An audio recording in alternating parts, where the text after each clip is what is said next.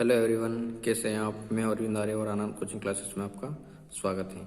आज हम कक्षा 10वीं का गणित में 13.1 का जो क्वेश्चन नंबर 7 है उसको करेंगे। उसके हमने बाकी क्वेश्चन कर लिए हैं।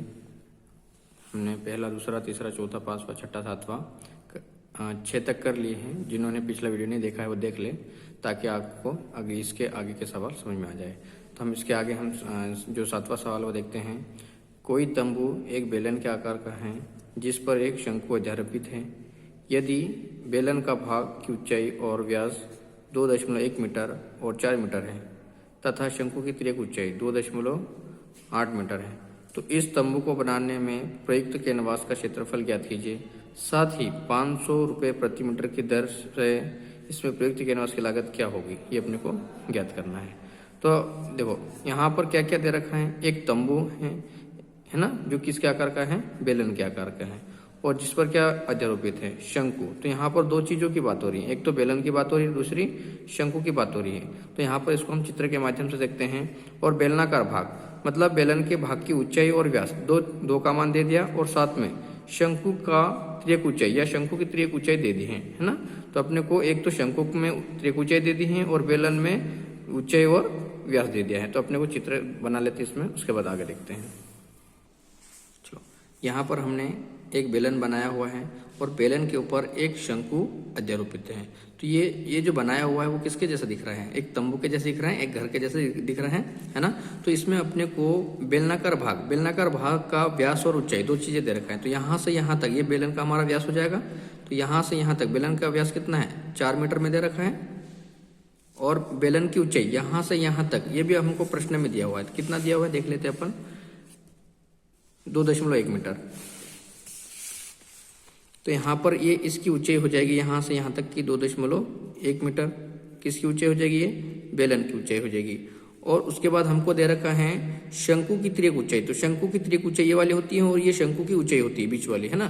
तो अपने को एल का मान दे दिया। एल का मान कितना दे दिया है, 2.8। ये किसका मान दिया है, शंकु की त्रियक ऊंचाई दे रखी है। तो अपन जो जो दिया है वो लिख लेते हैं यहाँ पर। तो यहाँ लिख लेते हैं हम, दिया है क्या दे रखा है, बेलन का व्यास, है ना। बेलन का व्यास कितना दिया है, 4 मीटर। कितना दिया है, 4 मीटर। और जब भी प्रश्न में व्यास दिया जाता है तो क्या निकालते हैं, त्रिज्या। तो त्रिज्या बराबर हो जाएगा हमारे पास में क्या ज्ञात, सूत्र क्या होता है, व्यास बटे 2। और व्यास का मान कितना है, 4 बटे कितना, 2। 2 दूनी 4। तो आर बराबर कितना हो जाएगा हमारे पास में, 2 मीटर। ये हमारे पास में बेलन की त्रिज्या आ गई, ठीक है। उसी प्रकार से और क्या दे रखा है, बेलन की ऊंचाई, है ना। पहले अपन बेलन का लिख लेते हैं। तो यहाँ लिख लेते हैं बेलन की ऊंचाई h बराबर कितना दिया है, देखो यहाँ से यहाँ तक कितना दिया है, 2.1 मीटर। और उसके बाद क्या दे रखा है, शंकु की त्रियक ऊंचाई मतलब L दिया है। कितना दिया है, 2.8 मीटर। ये तो अपने को प्रश्न में दिया हुआ है, ठीक है। अब अपने को जो ज्ञात करना है वो लिख लेते हैं। अपने को पूछा क्या है, तो यहाँ पर अपन लिख लेते हैं तंबू बनाने के लिए कैनवास का क्षेत्रफल ज्ञात करें। तो यहाँ लिख लेते हैं तंबू बनाने में प्रयुक्त कैनवास का क्षेत्रफल बराबर। अब हमारे पास में चित्र में क्या क्या है, एक बेलन है और बेलन के ऊपर क्या आरोपित है, शंकु, है ना। तो यहाँ पर लिख लेते हैं पहले हम बेलन का पृष्ठीय क्षेत्रफल, बेलन का पृष्ठीय क्षेत्रफल, और प्लस इस बेलन के ऊपर क्या अध्यारोपित है, शंकु।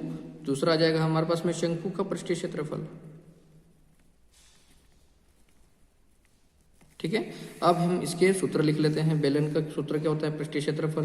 तो बेलन का पृष्ठीय क्षेत्रफल होता है 2πr/h, फिर प्लस शंकु का पृष्ठीय क्षेत्रफल क्या होता है, πr/l, ठीक है। अब यहाँ पर क्या क्या कॉमन निकल रहे हैं, यहाँ पर πr है और यहाँ पर भी πr है। तो अपन πr का कॉमन निकालेंगे। तो πr हमारे पास में कॉमन हो गया, और यहाँ क्या बच गया, 2, और साथ में क्या बच गया, h प्लस ये πr तो बाहर हो गया, यहाँ क्या बच जाएगा, l, है ना। तो यहाँ पर मैं साइड में लिख देता हूँ कोष्टक में, πr का कॉमन करने पर। अब मान रख देते हैं, पाई का मान कितना 22/7 और गुणित आर का मान कितना प्राप्त हुआ अपने पास में 2 मीटर है ना।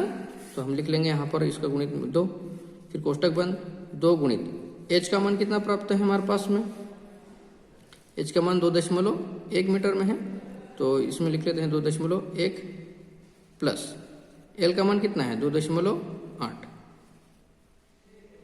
कोष्टक बंद। यहाँ तक आ गया। अब पहले हम कोष्टक वाले को हल कर लेते हैं, 22/7 गुणित कितना 2। अब इसका गुणा इसमें करेंगे तो 2 एकम 2 और 2 दूनी कितना 4, तो 4.2 प्लस 2 कितना 8। अब इसको जोड़ देंगे तो हमारे पास में 22/7 गुणित 2 और गुणित इसको जोड़ेंगे तो 2 और 8 को जोड़ेंगे तो 10 हासिल का 1, 4 और 2 6, 6 और 1 7, तो कितना आएगा 8.0, मतलब कितना आएगा 7। तो इसको हम लिख सकते हैं 22/7 गुणित 2 गुणित इसको क्या लिख सकते हैं 7 है ना। तो ये 7 से 7 कैंसिल हो जाएगा, तो हमारे पास में क्या बच गया 22 गुणित कितना 2। इसके आगे देखते हैं हम। अब हमारे पास में 22 का गुणा 2 में करेंगे तो 22 दूनी कितना हो जाएगा 44 और मीटर स्क्वायर आ जाएगा।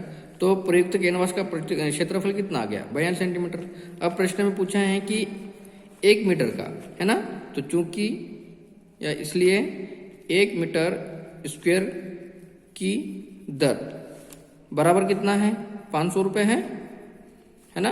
तो हम लिख लेंगे हमारे पास कितना मीटर आया 44 मीटर, इसलिए या क्योंकि अब यहाँ पर हम लिखते हैं कि हमारे पास में 44 मीटर स्क्वायर की कुल लागत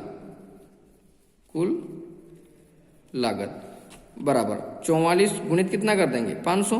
क्यों ऐसा कर रहे हैं, क्योंकि 1 मीटर का कितना खर्चा है 500 रुपये, तो हमारे पास में 44 मीटर आया है, तो 44 मीटर का कितना हो जाएगा, तो हम गुणा कर देंगे 4 5 20 की 0 हासिल का 2, 4 5 20 और 2 22 और हमारे पास में 2 0 बच गए। तो हमारे पास में इतना खर्चा आएगा है ना, कितना आएगा 22,000 रुपये खर्चा आएगा कितने 44 मीटर का। तो ये हमारा आंसर हो जाएगा।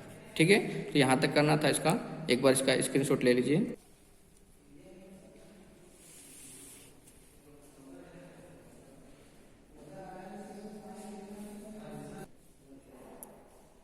ठीक है, तो वीडियो को लाइक करें, सब्सक्राइब करें और अपने दोस्तों को शेयर करना ना भूलें। धन्यवाद।